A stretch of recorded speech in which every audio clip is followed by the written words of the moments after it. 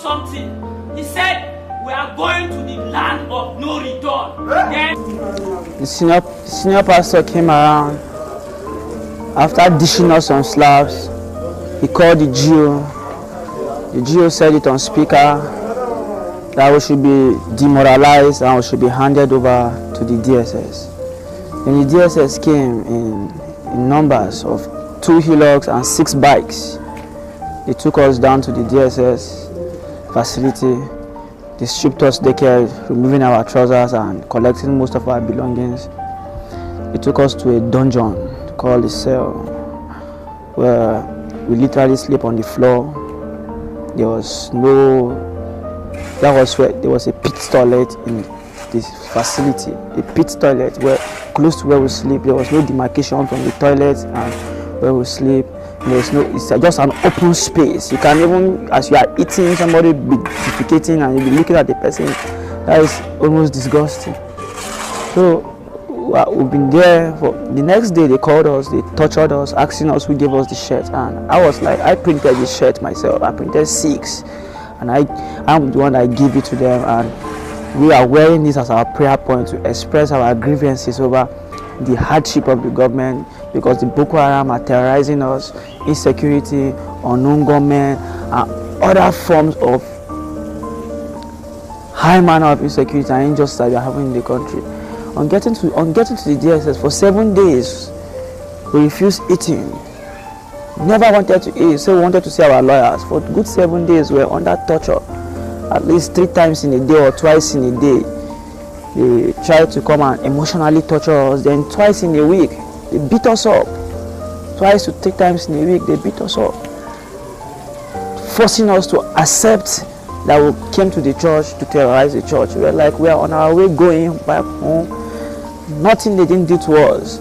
And they're telling us that they want to use us as an example for fellow Nigerians and other youths that thinks they can say what they want to say. Even in DSS facilities, most of the DSS workers said they know that the government have failed, that they know that what the government is doing is not fair, but they are receiving a presidency order that they cannot do what they are not being told to do. So after every torture and everything that they do to us, I lost my tooth in the DSS facility. I was not given any medical attention. When I was telling them I lost my tooth, they were telling me that I should do whatsoever I want to do. So I want to tell fellow Nigerians that many people lurking around innocently in the DSS facilities. Most of them were kidnapped. Some of them, they said they were kidnapped around 1 o'clock midnight, some 2 o'clock midnight. Some of them have been there for 6 months, 5 months. Imagine after all the torture and everything, even most people in the cell were like, they were not treating us properly fine. It got to the notice that our senior comrade Mazinam Mikano, also complained, telling the DSS they shouldn't demoralize us. Mazinam Mikano told the DSS that what they are doing, it is not good and they should try not to be as tyrant as the president. But most of them laughed at him. Most of them make jest of him.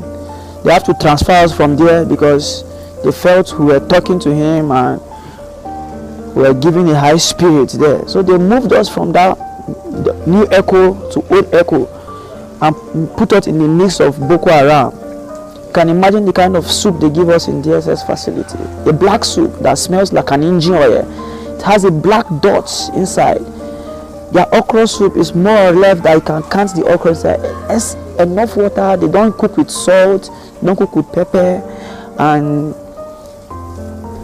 the toilet is something else. No dolls on the toilet. It's stuffy. No health care. I know over 15 people in the facility that are very sick. Somebody committed suicide in the DSS facility when I was there, because the guy was literally complaining that he's sick. Nobody's there to attend to him. All of a sudden, the guy gave up and he committed suicide and killed himself.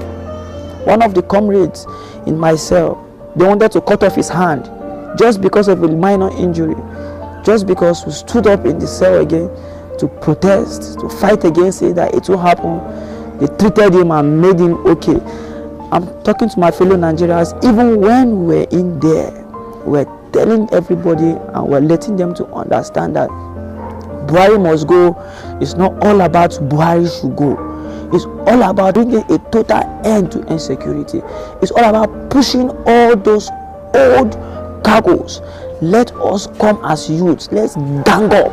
If these men can gang up to steal from, if these men can gang up to steal from us, then let's gang up to push them out, so that our country will be a place where everyone will have equal rights as an egalitarian. Our country should be a place that will have no fear.